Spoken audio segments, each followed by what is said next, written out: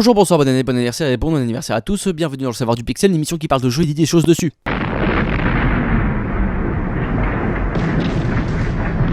Suite à la sortie récente de Black Mesa en Early Access sur Steam, aujourd'hui on parle de Half-Life, ce qui veut dire demi-vie, une théorie qui est étroitement liée à la chimie et dont je ne vais pas vous parler aujourd'hui, car oui, pour les connaisseurs, il y a beaucoup de choses à dire sur Half-Life, comme par exemple qui est le G-Man, le lien entre Half-Life et Portal ou l'intérêt du combat sur Xen, mais tout ça on le recycle, on en fait du PQ, on se torche avec, parce qu'aujourd'hui je vais vous parler de Gordon Freeman et je vous prouver que c'est un psychopathe, ce qui me permettra de revenir sur la saga Half-Life. C'est parti, on remonte dans le temps.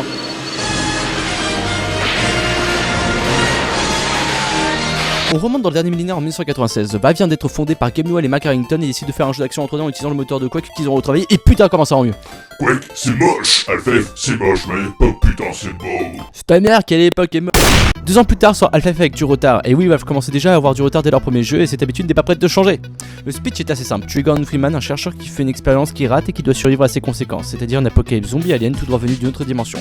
Pour cela, il devra parcourir le centre de recherche Black Mesa alors que l'endroit est en train de devenir un vrai enfer sur Terre afin de s'en sortir. Ce premier opus de la saga et de la boîte Valve connaît un immense succès qui donnera lieu à des extensions développées par Gearbox. Half-Life Blue Shift sorti en 2001 qui est en gros Half-Life en moins bien et Half-Life Opposing Force sorti en 1999 qui est un jeu que je baise, que j'aime, que je porte des enfants. Dans ces extensions, on joue respectivement Barney Calhoun, un agent de la sécurité de Black Mesa qui tente de tuer pendant la catastrophe, et le caporal Shepard, non pas celui de Mass Effect, mais celui qui est envoyé en mission à Black Mesa afin d'aller tuer Gordon Freeman. Bien que ces deux opus soient intéressants pour comprendre l'histoire de la saga et surtout les événements survenus à Black Mesa, ils ne concernent pas notre ami Gordon Freeman, ce qui n'est pas le cas de la deuxième génération d'Half-Life venant avec Half-Life 2. Half-Life 2 sorti en 2004 se passe dans un futur proche, environ 20 ans après les événements du premier opus. L'intrigue prend place dans Cité 17 lors d'une sorte de dictature totalitaire. Tu veux te balader dans la rue? Allez, on va mettre des images de dirigeants qui te balancent des messages de propagande H24. Avec ceci, tu prendras un peu de posters aux couleurs chaudes. Toi, t'as un peu une tête chelou. On va te tabasser dans un coin pour voir si t'as pas quelque chose à nous avouer. Quoi, t'as l'impression que ce bâtiment est rempli de rebelles? Et si on allait tout y péter?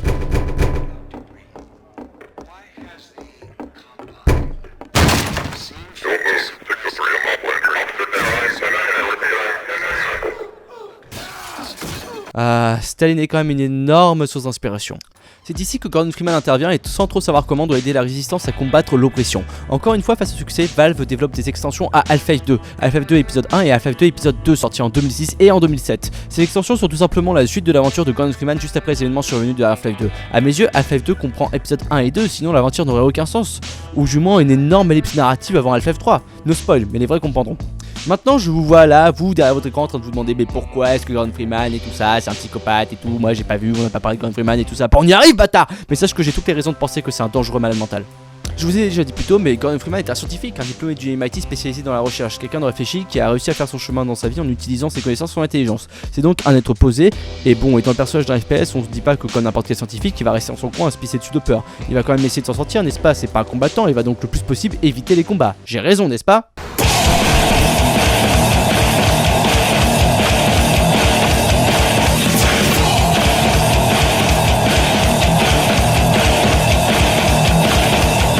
Le mec a touché une seule fois une arme dans sa vie, c'était pendant l'entraînement relou où on apprend à se déplacer dans des environnements hostiles et dangereux dans le cas d'expérience sur le terrain ou de problèmes techniques, obligatoires pour chaque scientifique qui manipule les matériaux anormaux pour des raisons de sécurité.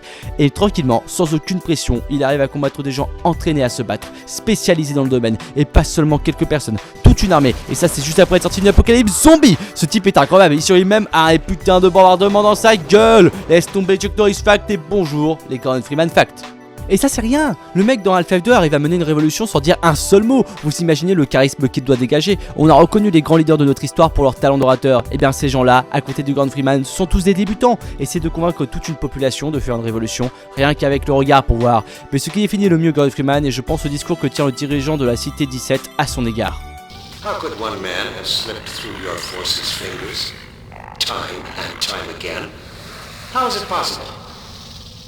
This is not some agent provocateur or highly trained assassin we are discussing.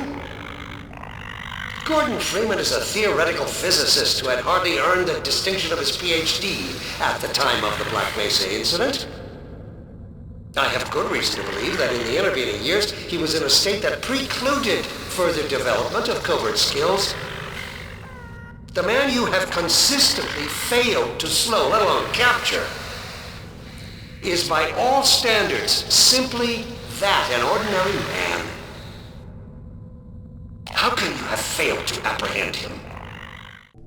Un homme normal, c'est ce qu'est Gordon Freeman. L'écart le fait ressembler à un psychopathe entre ce qu'il est censé faire et ce qu'il fait. Mais Gordon Freeman n'est rien d'autre qu'un homme parmi tant d'autres. Un individu lambda mais qui a été mis en avant. Et tout cela a une raison. Vous voyez, ce grand fou furieux de Gordon Freeman n'est pas accompagné seul, il est accompagné d'un univers mystérieux et particulier, un univers de science-fiction, celui de Half-Life. Et à travers lui, nous, joueurs normaux que nous sommes attachés à ce personnage normal qui est ancré dans un univers qui n'est pas le nôtre, mais à travers lui, on ressent et vit des événements de la saga comme si on était lui. Et je vous rappelle que lui, c'est un être normal, tout le monde nous traite comme si nous étions au courant de l'univers qui nous entoure.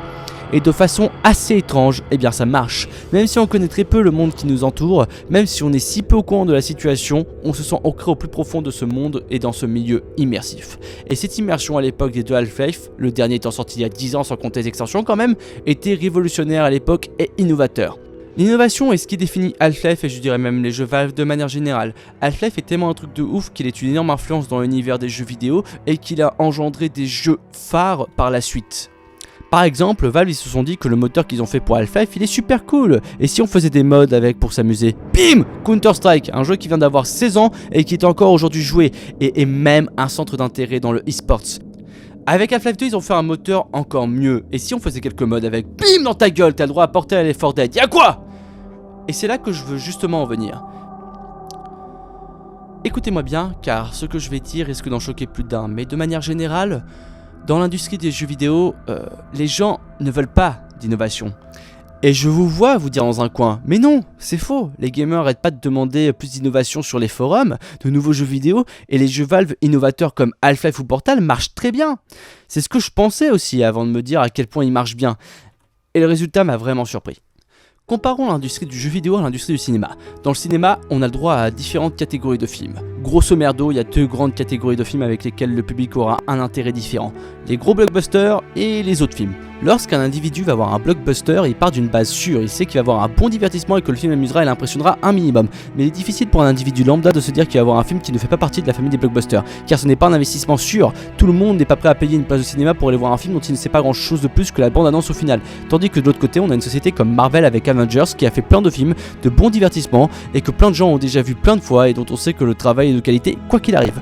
Mais des fois, quelques films qui ne font pas partie de la famille des blockbusters arrivent quand même à se faire un certain succès au cinéma et à sortir du lot sans pour autant réussir à atteindre les mêmes chiffres. Et bien dans les jeux vidéo, c'est un peu pareil. Ce que je pourrais comparer à un blockbuster sont les jeux issus de grandes sociétés faisant partie d'une série avec des millions de joueurs, une grosse communauté et la promesse d'un gameplay aussi efficace sans pour autant faire exactement la même chose. Comme par exemple la série des Call of Duty qui est aujourd'hui une des séries de jeux vidéo les plus vendues. Ce n'est pas très innovateur mais il marche de mieux en mieux avec chaque opus qui se vend de plus en plus. De l'autre côté, on a des jeux un peu différents qui proposent quelque chose de différent à l'industrie du jeu vidéo et ces jeux-là sont par exemple la saga Half-Life. En comparant les chiffres, on voit bien qu'une licence marche mieux que l'autre et pourtant beaucoup de personnes et de critiques louent Half-Life pour ce qu'il a apporté aux jeux vidéo et beaucoup de gens crachent sur Call of Duty pour un peu de tout en fait. On peut dire ce qu'on veut sur Valve, ils n'innovent pas toujours, certains jeux sont aussi proches du blockbuster que Call of Duty. Pour en citer quelques-uns, Dota et Counter-Strike qui ne sont aujourd'hui plus des innovations mais des bases sûres. Mais de cette manière-là, Valve attire des millions de joueurs et se crée une communauté et réussissent à faire rentrer de l'argent. Et avec cet argent, ils peuvent se permettre de créer des jeux innovateurs sans pour autant tomber dans le banqueroute. Et les jeux innovateurs sont nécessaires, rien que pour citer l'impact qu'a eu Gordon Freeman à lui tout seul sur l'univers des jeux vidéo, voici deux personnages de deux jeux différents qui sont inspirés de Gordon Freeman. Jacket dans Hotline Miami est le protagoniste de GTA 3. Ces deux jeux sont des jeux différents, l'un issu d'une société indépendante et l'autre d'une grosse boîte de production. Et tous les deux sont des jeux qui ont marqué l'industrie du jeu vidéo et l'ont permis d'évoluer. Vous vous rendez compte que sans Gordon Freeman, on n'aurait pas le personnage qui a créé le GTA-like, un type de jeu surutilisé aujourd'hui dans l'industrie du jeu vidéo. Et on n'aurait pas de personnages comme Jacket qui permettent une immersion incroyable dans le monde de violence et de mystère qu'est Hotline Miami. Et ce sont ces types de jeux qui permettent des gros blockbusters aujourd'hui. Les FPS des deux dernières générations de consoles sont calqués sur le système d'Half-Life, rien qu'avec les graphismes ou le système d'immersion. Par exemple, le premier Half-Life avait d'innovateur l'utilisation de scripts, des moments codés dans le jeu pour faire avancer l'action, genre une porte qui explose et donne place à un nouveau secteur, plutôt que par le biais de cinématiques. Et aujourd'hui, tous les jeux de FPS utilisent au moins un peu de script. Ne voyez pas le mauvais côté du business, quand on regarde une série comme Pokémon, on peut se dire que 3 générations de consoles plus tard et après d'innombrables avancées technologiques, on a encore le même jeu. Mais c'est grâce à ces jeux que l'argent rentre, et qu'avec cet argent, on peut se permettre de créer des jeux innovants, révolutionnaires dans l'industrie du jeu vidéo, laissant une marque dans cette culture et surtout dans nos jeux vidéo préférés. C'est un équilibre dans ce business qui est nécessaire et Gordon Freeman est un taré parce qu'il nous l'a appris à grands coups de pied de biche dans la gueule. C'était le serveur du Pixel pour vous divertir. A bientôt.